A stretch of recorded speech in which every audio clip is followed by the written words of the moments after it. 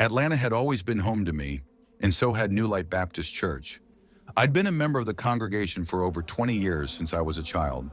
We had our ups and downs like any community, but things had always felt safe, at least until last year. You see, the church wasn't just a building for us, it was the backbone of our neighborhood. Pastor Benjamin took over as head of the church 5 years ago, and people flocked to hear him speak. He had a way with words, a voice that could make you feel seen, even if you sat in the back row.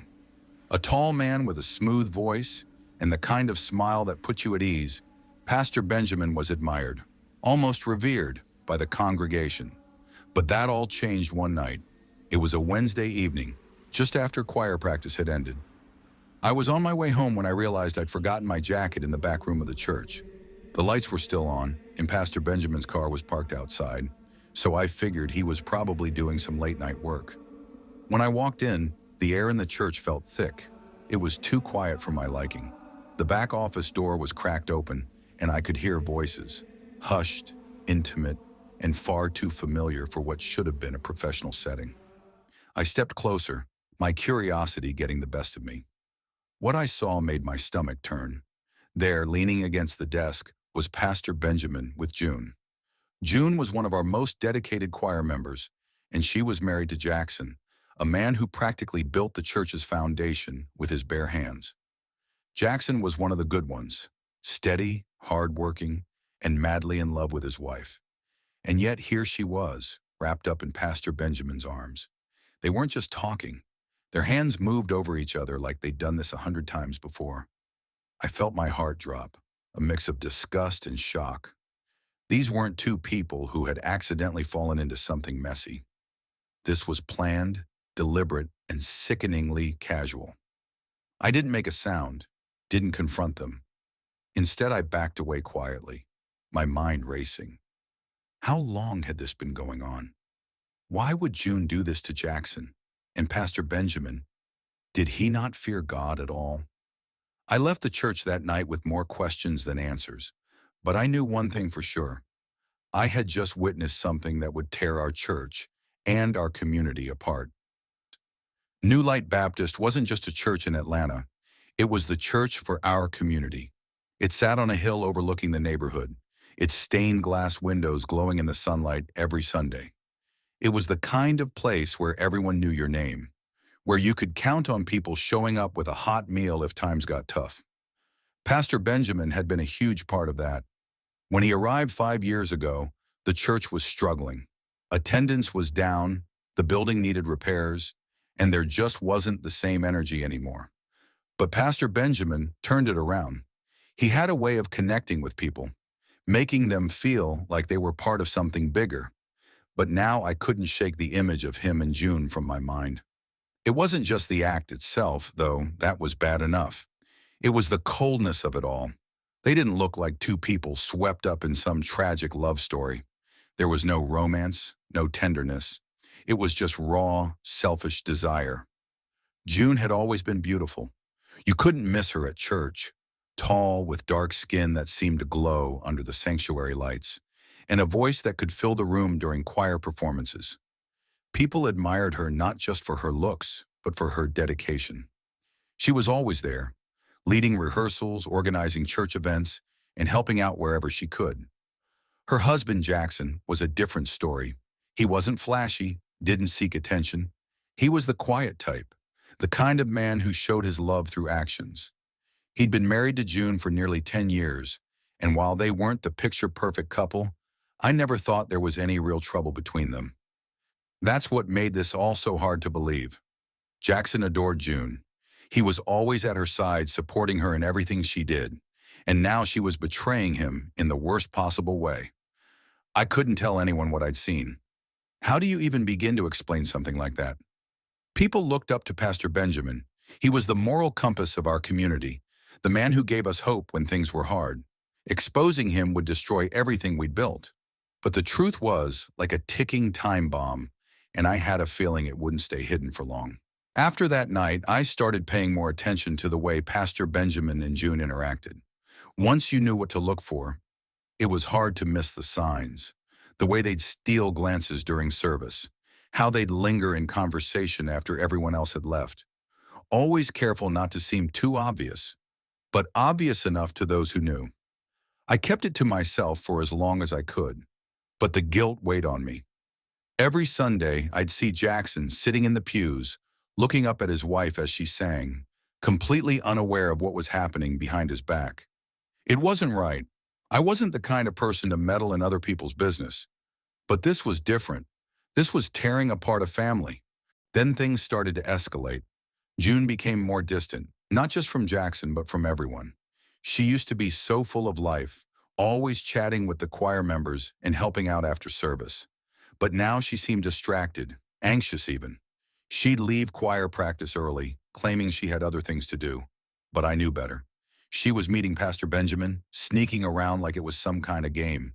Jackson started noticing too.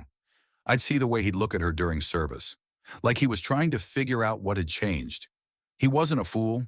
He knew something was wrong, but I don't think he could bring himself to believe that his wife, the woman he loved, was cheating on him, especially not with Pastor Benjamin. It all came to a head one Sunday after service.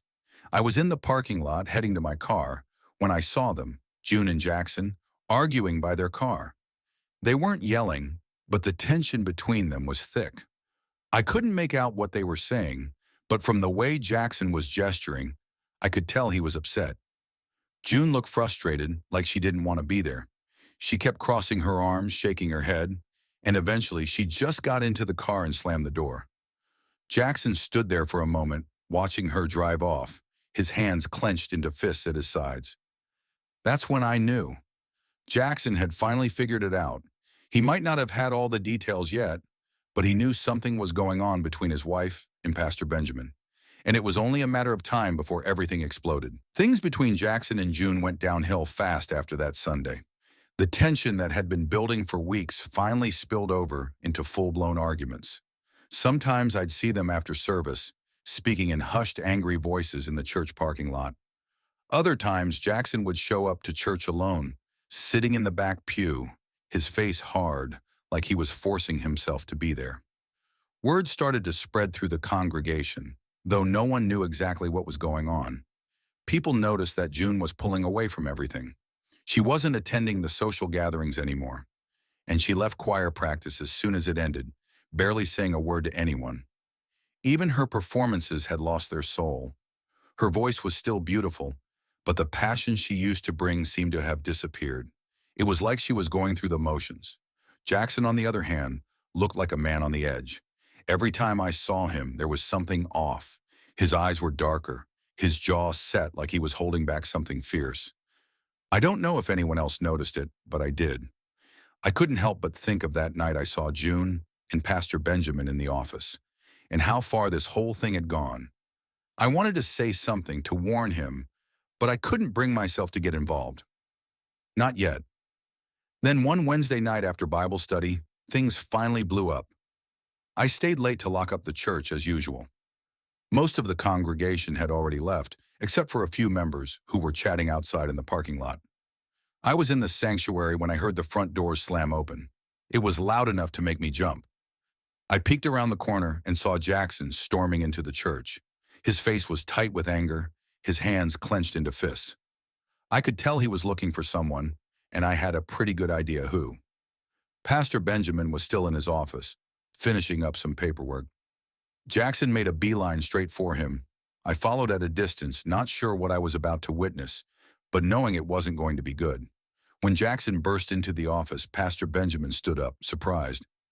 "Jackson, what's going on, brother?" Jackson didn't answer right away. He stood there, glaring at the pastor, breathing heavily. "You think I don't know?" he finally said, his voice low and dangerous. "You think I'm stupid?" Pastor Benjamin frowned, playing dumb. "I don't know what you're talking about." "You and June!" Jackson yelled, slamming his fist down on the desk. "I know what's been going on between the two of you. You think you can sneak around behind my back and I wouldn't find out?" Pastor Benjamin's face changed in an instant. The calm, collected mask he always wore slipped, replaced by something darker. Something I'd never seen before. He didn't try to deny it. He didn't apologize. Instead, he straightened his tie and looked Jackson dead in the eyes. "You're right," he said, his voice cold. "I've been seeing June. And what of it?" "She came to me, Jackson. Maybe you should have taken better care of your wife." The air in the room seemed to freeze. I couldn't believe what I was hearing. This was the same man who preached about love and forgiveness every Sunday. Now he was mocking a man he'd betrayed? Jackson's face twisted with fury. "You son of a—" Before he could finish, Pastor Benjamin stepped around the desk, squaring off with him. "You want to hit me, don't you? Go ahead. But it won't change the fact that June came to me because you weren't enough for her." I stood frozen in the hallway, unable to move. The tension was unbearable. I half expected Jackson to throw a punch, but he didn't. Instead, he turned and stormed out of the office, slamming the door behind him so hard the wall shook. I thought that was the end of it. I thought maybe Jackson would cool off, and this whole mess would somehow resolve itself. But I was wrong. I didn't know just how deep his rage had gone. The following Sunday was a strange one. June didn't show up for service, and neither did Jackson. Pastor Benjamin preached as usual, but there was an unease in the air. Like everyone in the congregation could sense that something was off. After the sermon, I stayed behind to help clean up. It was just me and a few others, along with Pastor Benjamin, who was in his office again.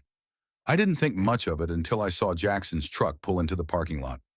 He parked at the far end, away from the other cars, and sat there for a few minutes, like he was gathering himself. I knew something bad was about to happen. When he finally got out of the truck, he wasn't alone. He had a gun. I didn't know what to do. I wanted to stop him, to yell for help, but fear rooted me to the spot. I watched as Jackson walked up to the church, the gun hidden under his jacket. He moved with purpose, his eyes dark, his face set in stone. He walked straight into the church, heading for Pastor Benjamin's office. I followed, my heart pounding in my chest. This was about to end in a way none of us could have ever imagined. When Jackson reached the office, he kicked the door open. Pastor Benjamin looked up, startled. Before he could say a word, Jackson pulled out the gun and pointed it directly at him. "You ruined everything," Jackson said, his voice shaking with emotion. "You destroyed my life, my marriage, everything." Pastor Benjamin held up his hands, trying to calm him down. "Jackson, let's talk about this. You don't want to do this." But Jackson wasn't listening. His finger tightened on the trigger, and I knew there was no turning back. "You took her from me," Jackson said, his voice breaking. "And now I'm going to take everything from you." The sound of the gunshot echoed through the church. Pastor Benjamin fell back against the desk, blood spreading across his shirt. He gasped for air, his eyes wide with shock. I stood there, unable to move, unable to process what I had just witnessed. Jackson lowered the gun, his face expressionless. For a moment, everything was silent. Then he dropped the gun and turned, walking out of the church without a word. I didn't follow him. I couldn't. I rushed into the office, my hands trembling as I dialed 911. Pastor Benjamin was still alive, but barely. His breathing was shallow, and his eyes were glazed over. I stayed with him until the paramedics arrived, but it was too late. He died before they could get him to the hospital. The days after the shooting were a blur. The police arrested Jackson later that night. He didn't resist. He didn't try to run. When they found him, he was sitting in his truck, parked outside the house he had once shared with June. He just sat there, staring at the house, waiting for them to come. June, as far as I know, left Atlanta not long after the murder. She couldn't face the community anymore. Not after everything that had happened. No one knew exactly where she went, and no one really asked. It was as if her name had become a curse, something people whispered about but never spoke aloud. The church was never the same after that. Pastor Benjamin's death shook us to our core. The man who had once been the moral center of our community was gone, and with him went the trust we'd placed in our leaders. Attendance dwindled, and eventually New Light Baptist had to close its doors for good. I still think about that night sometimes, about Jackson, and how a good man was driven to murder by betrayal and rage, about June, and how her actions tore apart everything we'd built, and about Pastor Benjamin, a man who preached righteousness while living in sin. There's no happy ending to this story, no lesson to be learned, no redemption, just the shattered lives of a man who lost everything, a woman who couldn't face her mistakes, and a pastor who paid the ultimate price for his sins. I still go back to the old church sometimes just to sit in the parking lot and think. The building's empty now, boarded up and forgotten. But for me, it'll always be the place where everything fell apart, where love and trust were twisted into something ugly and violent. And sometimes, if I sit there long enough, I can still hear the echo of that gunshot, a sound that'll haunt me for the rest of my life.